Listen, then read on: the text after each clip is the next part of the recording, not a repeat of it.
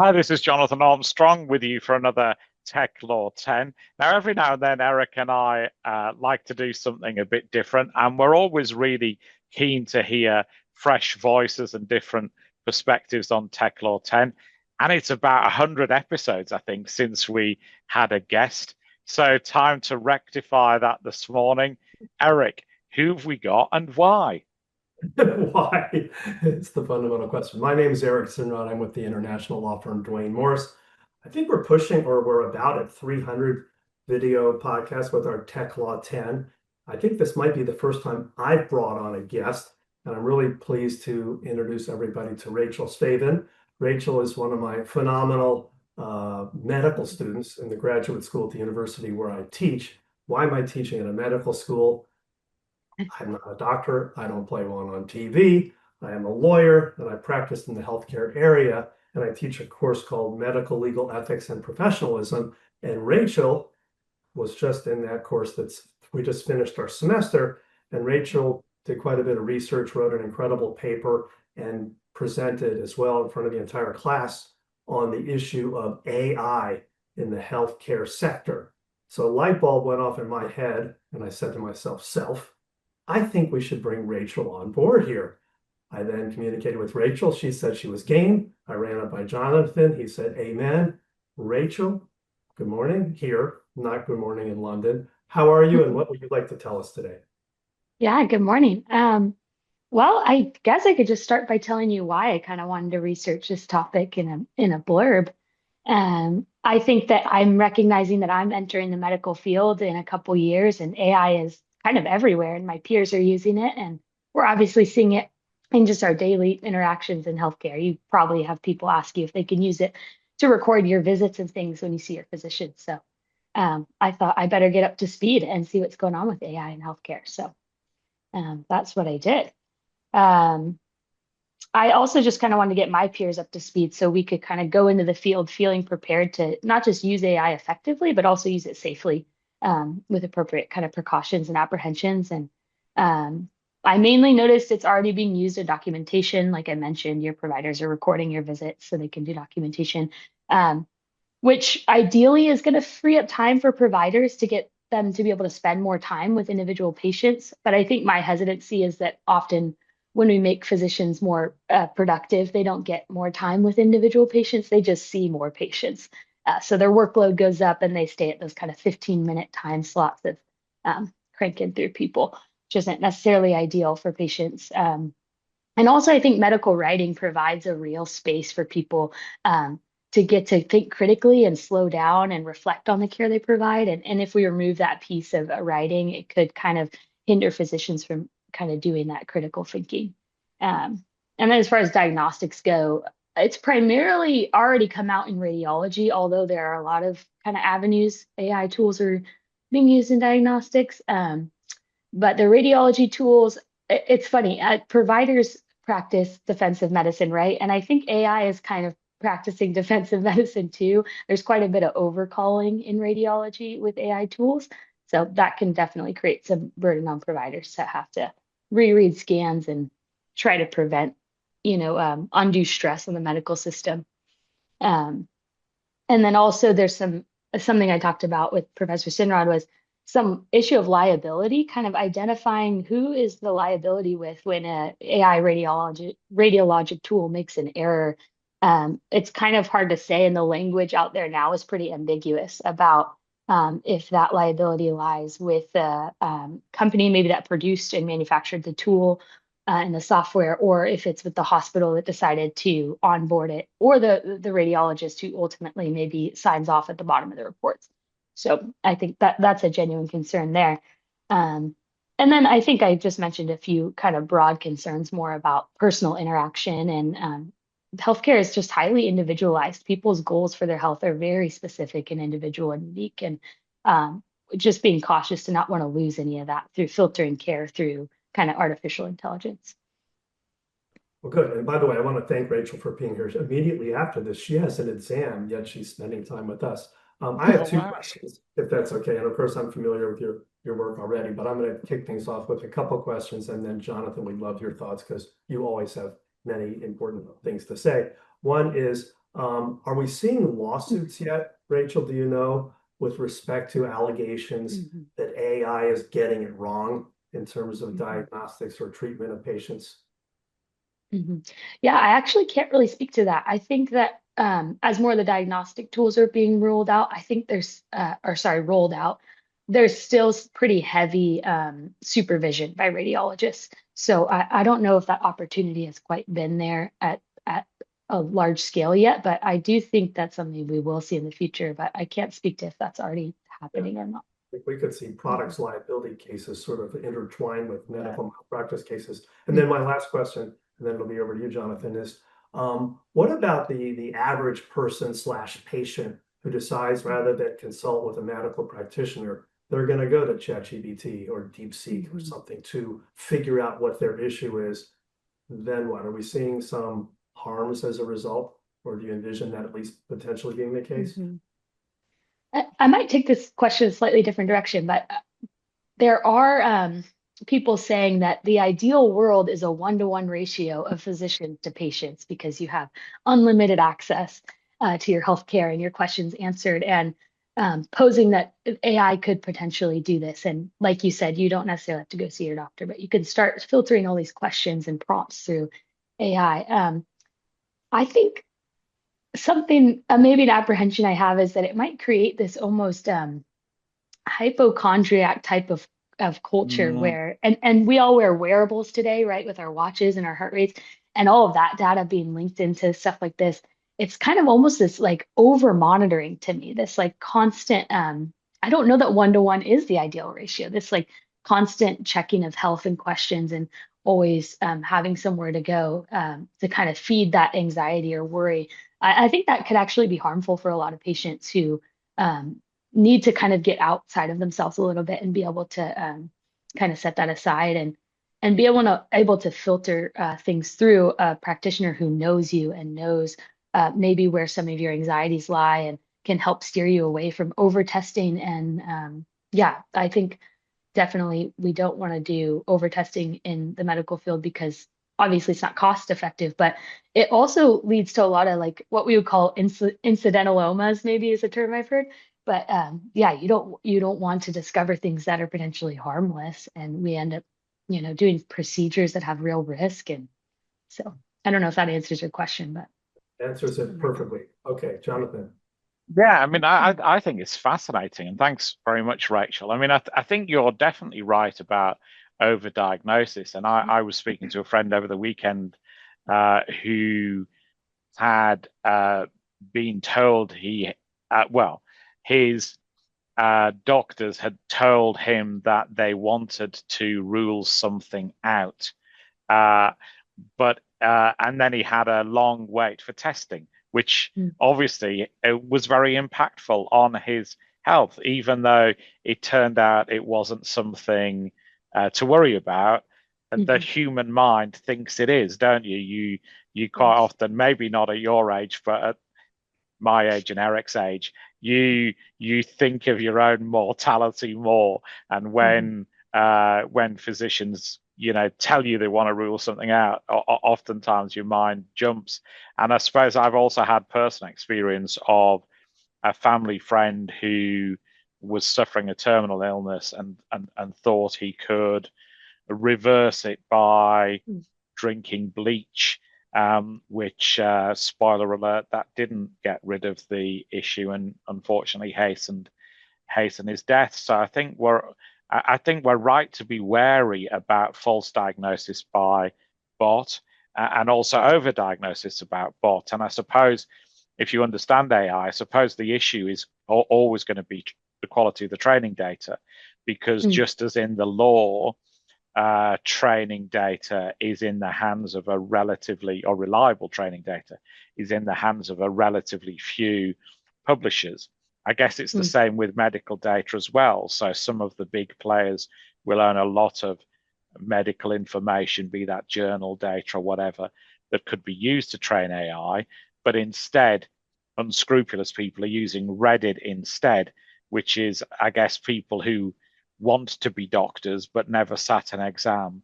And you can't base diagnosis on somebody's opinion of what a particular rash might be.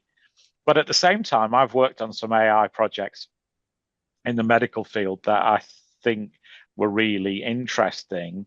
One of which I did was microphones were installed. I don't know how common this is in the US, into operating theaters for complex procedures that may have to be repeated.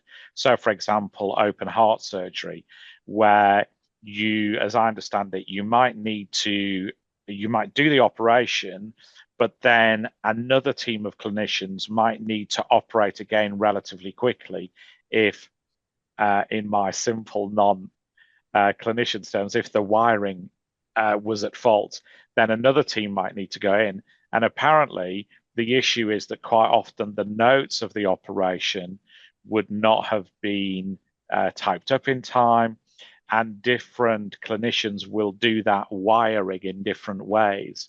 So the application that my client had enabled the medical team to dictate into a microphone in the operating theater, which would then produce a transcript of almost like a to-do list of how we did the operation, which would then be available for another clinical team in less than an hour if that operation had to be repeated. And I thought that was a really useful case study. As you probably know, in Europe, most healthcare procurement is by the government rather than by individual companies. So the procurement cycle for that was quite difficult. We had to, in the end, threaten proceedings to get that as an approved technology. But I think once people understood it, and once some of the dare I say, dinosaurs had moved on, then there was clear utility for that. And I guess my last one comment is the whole issue about, which is maybe a medical issue, a legal issue, not a medical issue, is I think we'll need to be cautious how we use AI, particularly consumer-facing AI. As you said, there's this issue of overdiagnosis and misdiagnosis, but also prompts themselves. You know, we've just had a case in the news here, G versus K, which is family law proceedings, where the father in this case wanted the court to be able to look at the chat prompt history of the wife on ChatGPT. You know, she was asking questions, for example, almost, how can I make it look like I'm the victim of domestic abuse? And the father said, that's a relevant prompt to go into the court proceedings when there are allegations of domestic abuse against me. You know, almost, was she using ChatGPT to help her fake evidence? And I guess in a medical environment, that's interesting as well, isn't it? Because, you know, there are duties of confidentiality that would apply to clinicians, and throughout the world, there's generally some sort of process on access to medical reports by third parties. You know, almost like that confessional situation in the Catholic Church of old, and it'd be interesting to see how those sort of rules and professional obligations and oaths that doctors take are impacted by AI, if that's used as a direct to consumer product, or even a product to sort of support clinical judgment. I don't know whether you've given thought to any of that, or if any of that rambling off the cuff reaction chimed with you. I can jump in real quick, unless you want to, Rachel. Do you mind if I jump in for a second? Go ahead. Okay. So first, I would think in that case where there's allegation of domestic abuse and there were those queries to AI, I would think that would be discoverable. I don't know what the result was. I mean, yeah, Cole said yes. Yeah, and then it's up to the decision maker here, whether judge or jury, to weigh that evidence. But I think it would certainly come in. And then, of course, here, when it comes to patient-physician confidentiality and all that sort of surrounds that, that privacy right does belong to the patient. But if the patient then initiates legal proceedings saying, I was harmed, then there's what's called the at issue doctrine. Okay, now you're putting it at issue, and your medical records relating to the incident or the disease or treatment or operation, it's all fair game. And I would think potentially the AI surrounding it too. But I'm certainly open to be persuaded otherwise. Rachel or Jonathan? I was more thinking about how patient privacy might be at risk when they're kind of not trying to come into the light about an issue or harm, but just generally speaking, like you were saying, Jonathan, maybe in the UK when health is more public, there's a bit more streamlined, there's less third private parties involved. That's not the case in the US. So data to produce good, strong data for AI means that they need more patient data and from good providers. And so how do we protect that data when there's not an issue? And we worry about healthcare disparity too, if we're saying certain developers of AI kind of have a monopoly over good patient data, right? If we don't kind of try and make that accessible to more people, we can get this disparity of healthcare because there's really only a few select people who have really high quality data. But also we do have a responsibility to protect patient privacy and be careful about de-identifying data when it goes out to AI and queries are made and things like that.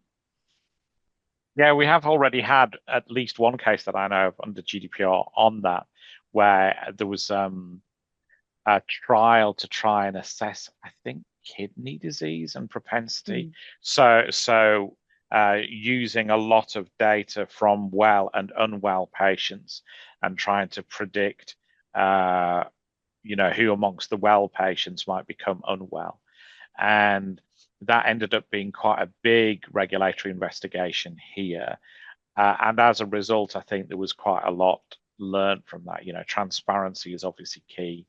And then I think we've seen from other GDPR cases that sometimes unscrupulous third parties find other uses for the data. So obviously you'd want to have trust in the system that, your diagnosis data isn't being used to assess insurance premiums, for example. Exactly.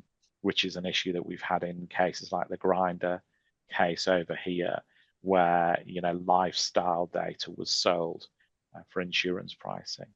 But where's next for your research then? What are you doing with all this learning?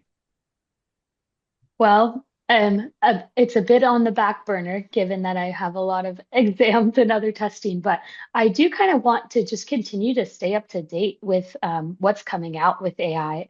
There's a lot of good podcasts out there actually too, who are kind of keeping up to date with these things. So just trying to stay present. So when I kind of start working as a provider in 2028, I feel well equipped to really responsibly use the technology.